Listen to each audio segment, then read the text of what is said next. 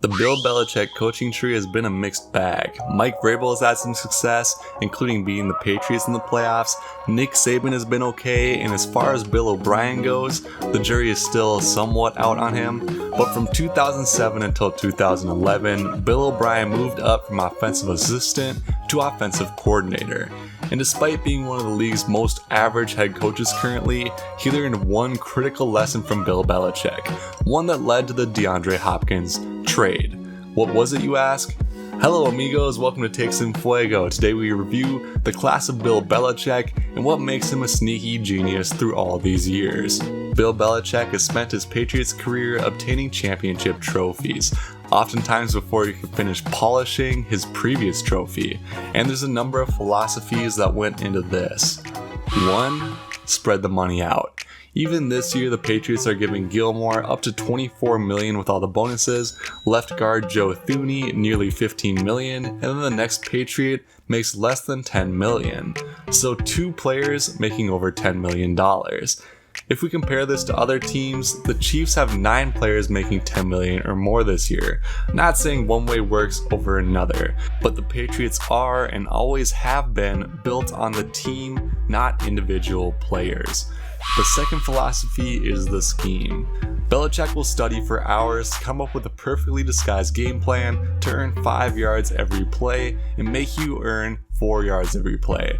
At the end of the day, that 1 yard per play will be a huge difference. And the third philosophy, skill positions don't get paid.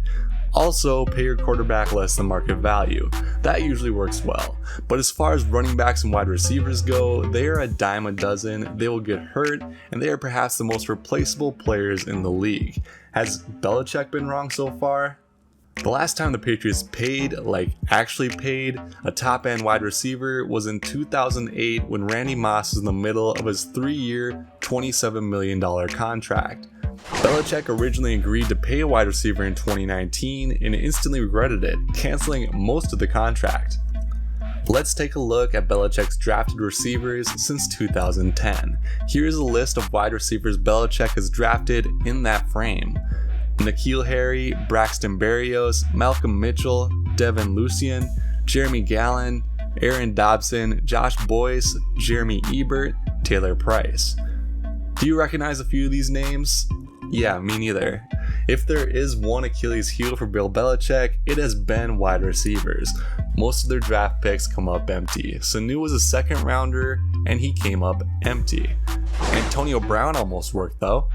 Which brings us to his fourth philosophy. No one gets paid on past performance. Not Tom Brady, not Wes Welker, not Rob Gronkowski, who they attempted to trade. Nobody. Whatever you're theoretically worth to Bill Belichick is what you're getting offered, not $1 more. So Bill O'Brien, in the same sphere, went ahead and traded away DeAndre Hopkins. These meet some of these principles, right? Hopkins is due for a contract. Skill positions don't get paid. Spread out the money, right?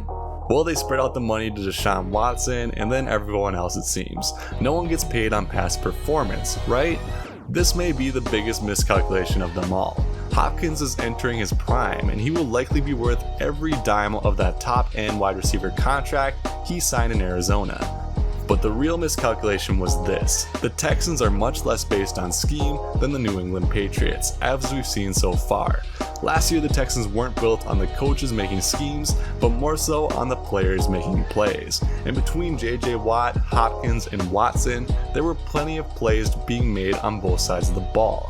This year, without Hopkins, you just feel it when you watch Houston. There's way less big play threat, receivers aren't getting open, and it's just harder for Watson. Instead of making his first read, DeAndre Hopkins, and throwing regardless, now he makes his first read, Will Fuller covered, second read, Brandon Cooks covered, and down the line. Now maybe, just maybe, if Bill O'Brien is as good of a coach as Bill Belichick, this would be a great trade. But the fact remains O'Brien is a far more mediocre than Belichick, and therefore the trade was far worse. Now we just have to wait and see if Bill O'Brien, the GM, fires Bill O'Brien, the coach.